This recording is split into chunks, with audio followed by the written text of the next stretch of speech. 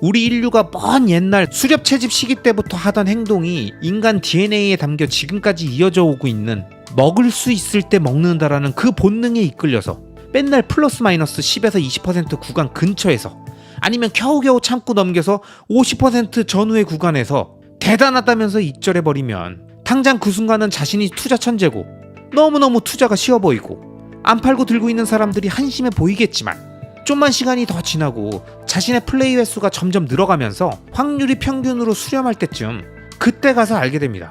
구조적 접근이 아닌 확률적 접근은 결국 시장 평균에 회귀하고 인간 본성에 이끌린 행동의 반복은 결국 철저하게 시장의 응징으로 끝난다는 걸요. 그리고 그 기간 동안 무식해 보이지만 계속 리스크를 시간에 녹여내며 장기 투자를 진행했던 사람들은 어느덧 수익률이 세 자릿수가 되고 큰 하락이 와도 세 자릿수 수익률을 유지하게 되면서 진정한 보유자의 영역으로 들어가게 되면 시장의 잔파도와 잡음에 흔들리지 않으면서 차분하고 편안한 마음으로 투자를 하고 있다는 걸 알게 될 겁니다.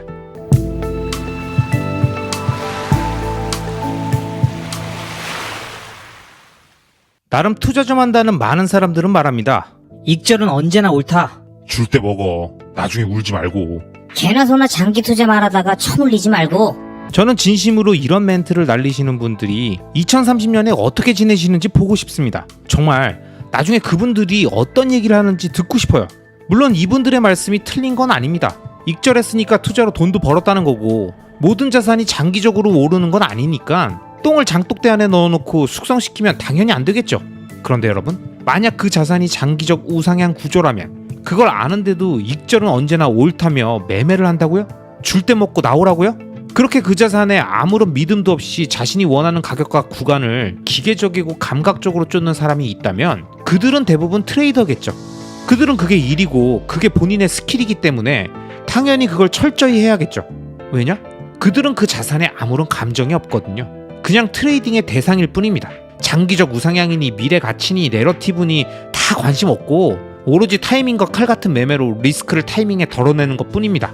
그런데 제가 방송에서 말씀드리는 분들은 이런 전문 트레이더 분들이 아닙니다. 저와 비슷한 생각을 갖고 계시면서도 어설프게 호재에 있다니까 어슬렁거리다가 장기 투자 한번 해볼까 했다가 고점인 것 같은데 일단 익절해야겠다고 했다가 빠지니까 좋아라, 다시 오르니까 일단 부정, 그러다가 더 오르면 패닉, 그러다가 놓치고 저주를 퍼붓는 유형의 사람이 절대 되시지 않았으면 하는 바람뿐입니다.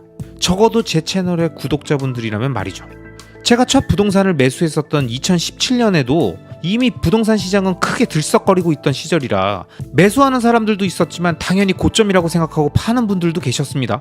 여러 채를 가지고 있던 다주택자야 그거 팔고 또 다른 매물 투자하는 거니까 상관없고, 갈아타기 하려는 분들도 상급지로 이동하거나 똘똘한 한 채로 합치는 거니까 문제가 안 되지만 그 당시 매도하고 전세로 가서 타이밍 기다리다가 내리면 다시 사겠다는 분들도 꽤 계셨어요.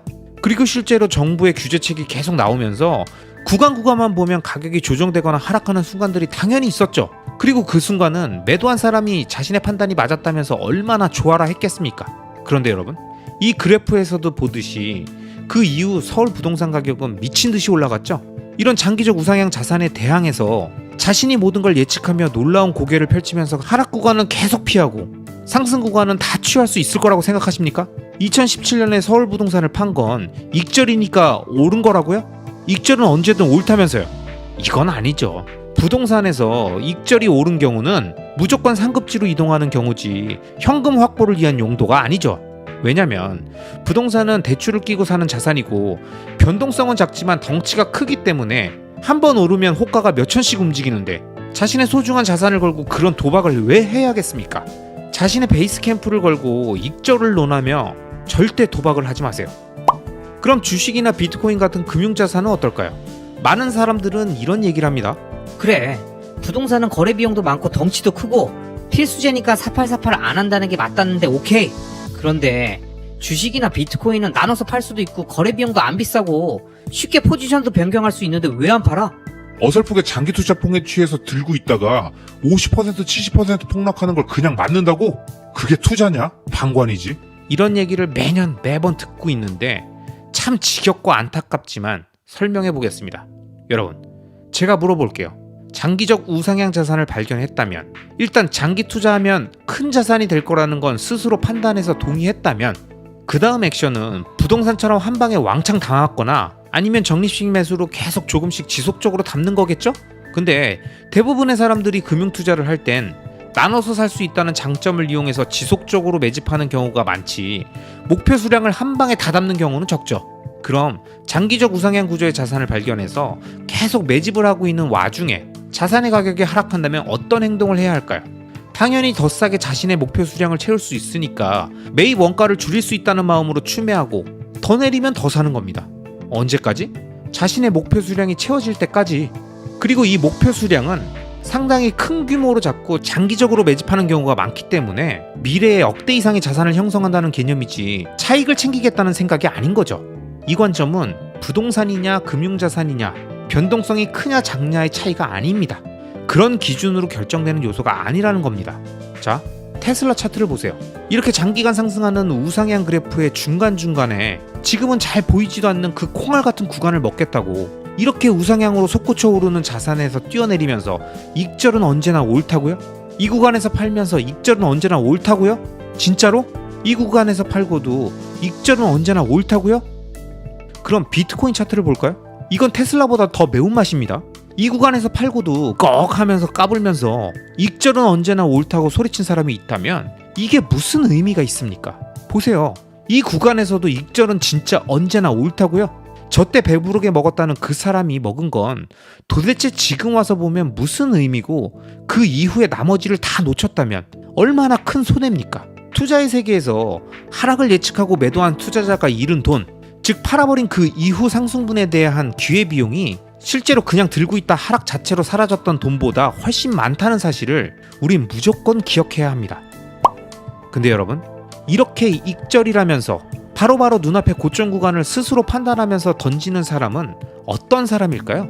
아마 이분들은 트레이더가 아니라면 초반에 호기롭게 크게 들어갔다가 계속되는 하락 구간을 오랫동안 경험하면서 추매도 거의 안 하고 지칠 대로 지쳤다가 본전 넘어 수익 구간으로 오니까 다시 하락 구간으로 들어가는 게 무서워서 바로 판분이거나 자신이 가지고 있는 큰 비중의 금액을 한 방에 왕창 담아서 타이밍을 노렸던 분일 겁니다. 물론 그 자산이 장기적 우상향 구조를 갖고 있다라는 믿음 때문에 한 방에 담았겠죠. 그런데 마침 본인의 예상처럼 그 종목이 갑자기 급등하게 되면 그 사람의 심리는 어떻게 될까요? 여러분, 원래 큰 노력 없이 빠르게 얻은 돈은 그 가치를 알아보지 못합니다. 사자마자 올라버리니까 일단 챙기고 보자, 딱 이 생각. 또 밑에서 사면 되지 뭐, 이 생각에 지금의 그 매수 시점과 기회가 본인에게 얼마나 큰 행운이었는지 모르고 바로 팔아버리는 경우가 생깁니다. 그런데 제가 이전에도 말씀드렸죠.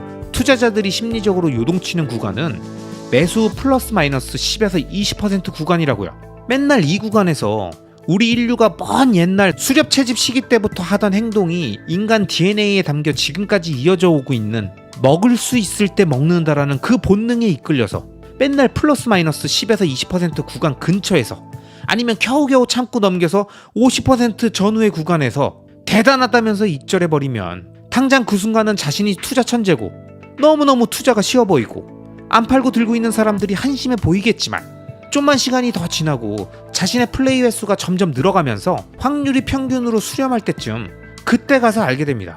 구조적 접근이 아닌 확률적 접근은 결국 시장 평균에 회귀하고 인간 본성에 이끌린 행동의 반복은 결국 철저하게 시장의 응징으로 끝난다는 걸요. 그리고 그 기간 동안 무식해 보이지만 계속 리스크를 시간에 녹여내며 장기 투자를 진행했던 사람들은 어느덧 수익률이 세 자릿수가 되고 큰 하락이 와도 세 자릿수 수익률을 유지하게 되면서 진정한 보유자의 영역으로 들어가게 되면 시장의 잔파도와 잡음에 흔들리지 않으면서 차분하고 편안한 마음으로 투자를 하고 있다는 걸 알게 될 겁니다.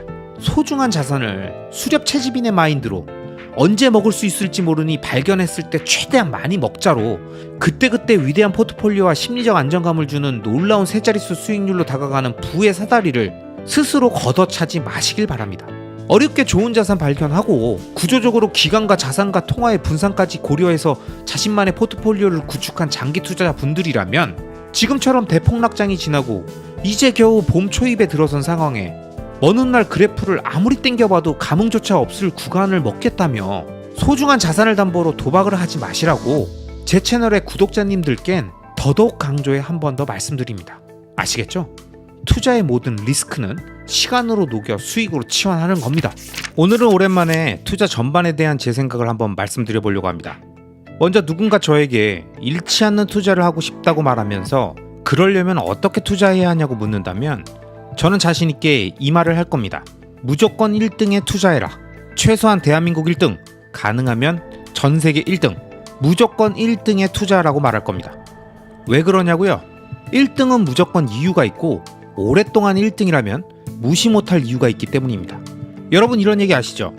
100점 만점에 100점인 학생과 99점인 학생이 있다면 이 둘의 점수 차이는 1점이 아니라는 거예요. 만점자는 그 한계가 어디인지 모릅니다. 몇 문제를 더 내야 틀리는지를 알 수가 없어요. 그게 1등의 위력입니다.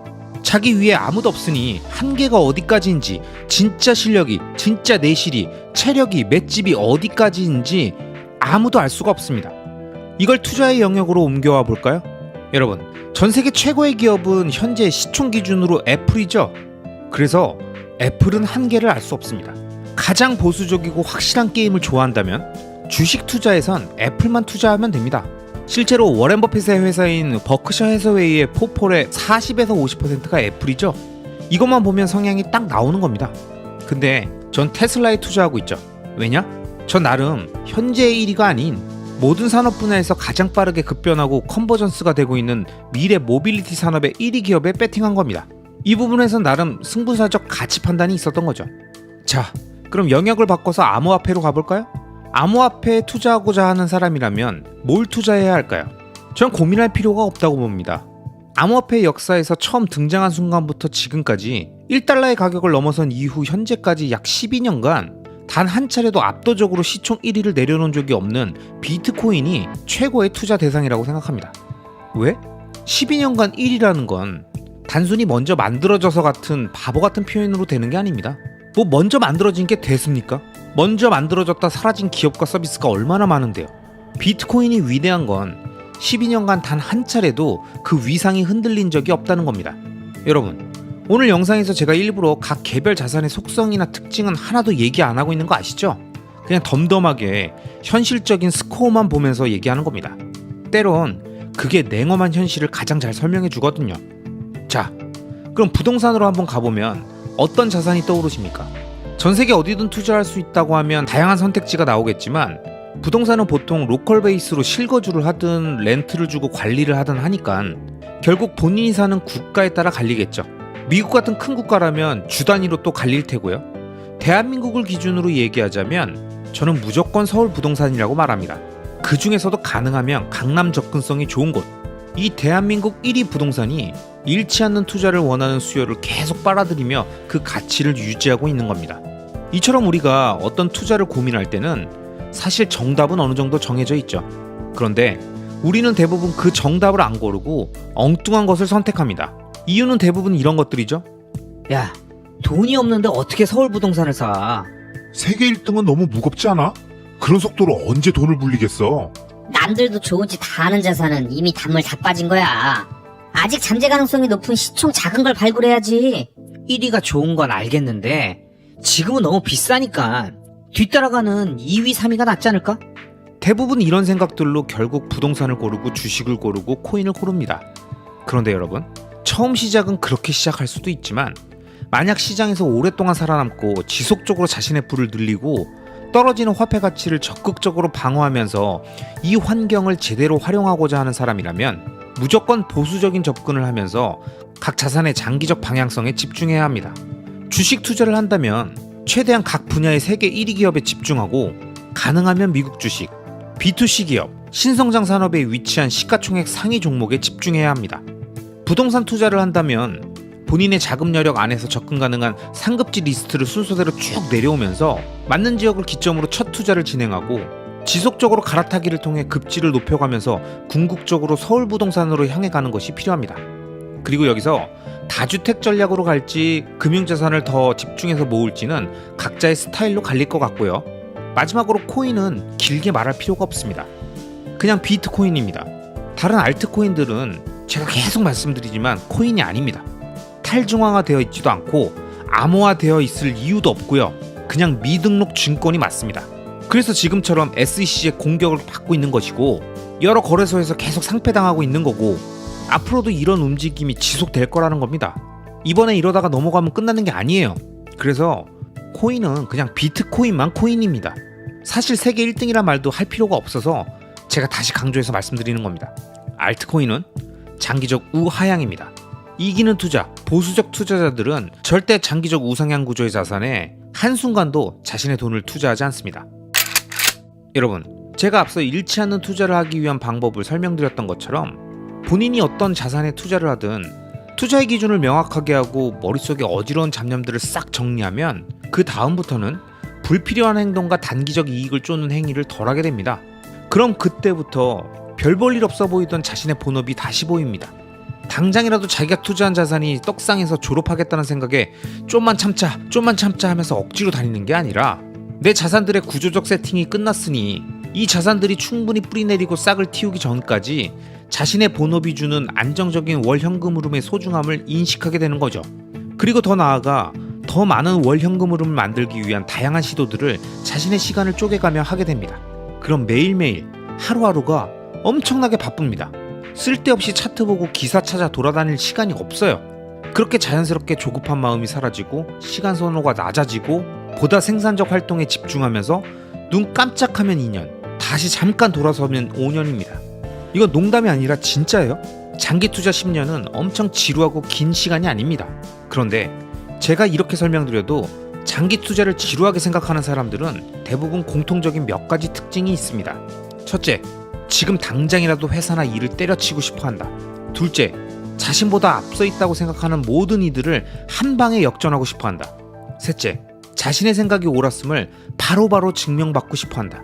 아마 이런 성향의 분들은 장기 투자를 하겠다고 마음먹고도 계속 마음이 답답하고 가끔씩 짜증이 나고 왠지 모를 화가 올라오기도 하실 겁니다.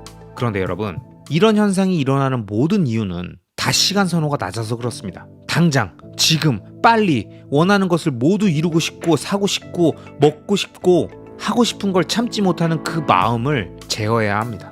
그래야 영상 처음에 말씀드렸던 세계 1등 자산에 투자를 하든 잃지 않는 투자를 하든 부동산을 어떻게, 주식을 어떻게, 코인을 어떻게 이렇게 말씀드렸던 모든 얘기들이 의미를 갖게 된다는 겁니다. 결국 장기 투자의 전략이 세워지고 그에 맞는 자산의 종류가 결정되고 타임라인에 맞춰서 액션을 지속하려면 결국 맨 마지막에 가장 중요한 건 자기 자신의 마음 상태라는 거예요. 그래서 제가 늘 반복적으로 같은 얘기를 또 하고 또 하고 또 하는 겁니다. 전 그래도 전혀 지나치지가 않다고 생각합니다. 그리고 이건 누군가를 위해서가 아니라 제 스스로에게도 똑같이 전달하는 메시지고요. 제 스스로를 단련시키는 방법입니다.